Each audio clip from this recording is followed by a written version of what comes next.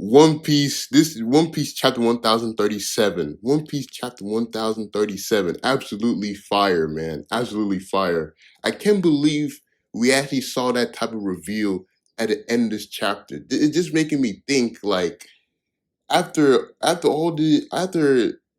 having a break on One Piece, right? We finally get into this chapter and we see the type of reveal we get at the end of the chapter, just making me think like, what is gonna happen in the next upcoming chapters? Because this reveal that we saw in this chapter was huge, very huge, man. Like, oh man, bro, One Piece. I already know One Piece this year is just gonna click. It's gonna click hard, man. But anyways, guys, if you're new to the channel or returning viewer, please hit the like button. Also subscribe to the channel as it helps out, and I greatly appreciate it. So let's not waste any more time and dive right on with this discussion video on chapter 1037. So chapter 1037 is really focuses a lot on Luffy versus Kaido, which I really enjoyed. I enjoyed so much of Luffy and Kaido in this chapter. But let's first talk about the Flower Capital. So we see that the people of the Flower Capital are celebrating because they're having a festival. They're just trying to have fun because we know how the people of Wano have been treated so far. Ever since we started Wano, how they don't get food regularly, they don't get water regularly, and they're abused a lot by Orochi, Kaido, and his men. So them having fun here in this panel, I don't know, it warmed me up so well seeing the people have fun for once due to how messed up Kaido and Orochi are. But besides that, after that, we get back to Luffy and Kaido. Now, this fight really interested me a lot because Kaido was drunk throughout this entire fight and he was still going crazy. And then during this fight, we saw a lot of Luffy and Kaido displaying all kinds of new moves. Like this fight I really enjoyed this fight right here because Luffy's trying to be all serious, like, hey Kaido, fight me, bro. Like, why are you drunk? Why are you drunk? Kaido's even offering Luffy like a drink, right? And Luffy obviously rejects it. Maybe if Kaido gave Luffy a chicken leg or something, that Luffy might have agreed to it. But this part of the chapter just really made me laugh because Kaido's trying so hard to have fun in this fight with Luffy, but Luffy does not want to allow him to have fun in their fight, which makes Kaido go back to being sober and just be angry towards Luffy. And it gets so bad that even Luffy's coat, his Wano coat that's been so good, finally falls off. And I'm just like, that really sucks that his coat finally fell off. But the fight is getting deeper and deeper, man. And I just came to see what happens in the upcoming chapters with Luffy and Kaido because this chapter was fun all around with the Luffy and Kaido fight. Just seeing Kaido get drunk and Kaido get pissed and sad at Luffy because Luffy does not want to drink with him or have as much fun with Kaido. And Kaido even,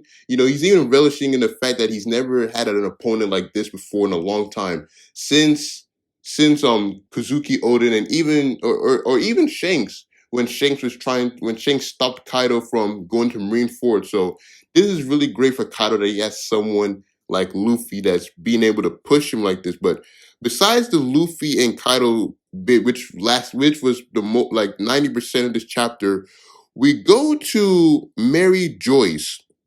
And Mary Joyce, so the five elders are talking about the events of Revere, what happened with Sabo and Vivi and Cobra, even though we don't know the information about them. I was really hoping that Oda would drop this stuff about Sabo, Vivi, and Cobra in this chapter, and Kuma. Now that we see that the world government are there at Mary Joyce, but instead they're talking about Wano. They're talking about the events of Wano, how Kaido and Big Mom could possibly be defeated, and how that can really help them.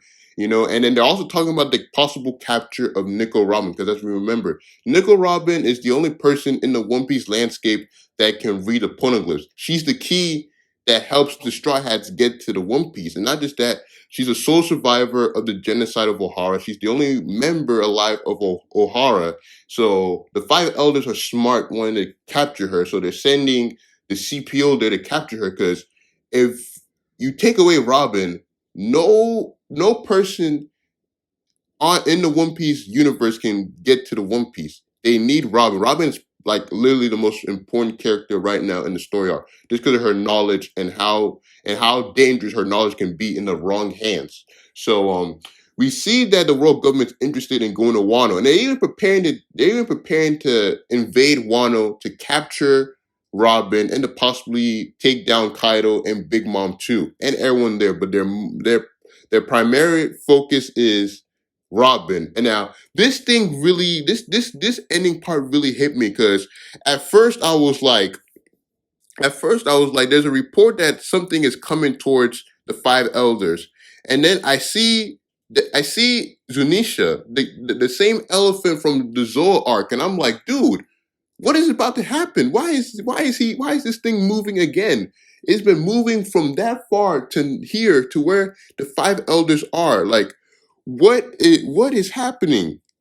And then they were also talking about the devil fruit's name, so of this creature. So I just want to know what is about to happen in the upcoming chapters. Like Oda just dropped a huge bombshell at the end of this chapter, and this was like break, and we're gonna have break for like 2 weeks, man. But it's just like, despite this chapter being so short, we got some cool stuff in this chapter. We got to focus on Luffy and Kaido, which was amazing. I love that from beginning to end. How we saw Kaido get drunk, how he was trying so hard to have fun with Luffy in this fight, but Luffy refusing that. Luffy trying to act all serious, and so that made Kaido once again act serious towards Luffy. And we saw a whole bunch of new attacks from Luffy and Kaido, and then of course the reveals of the five elders and their plan to invade Wano and capture Nico Robin. That's 100% confirmed now. Besides the CPO and possibly some news Morgan being there to record all the news and send it back to the world government,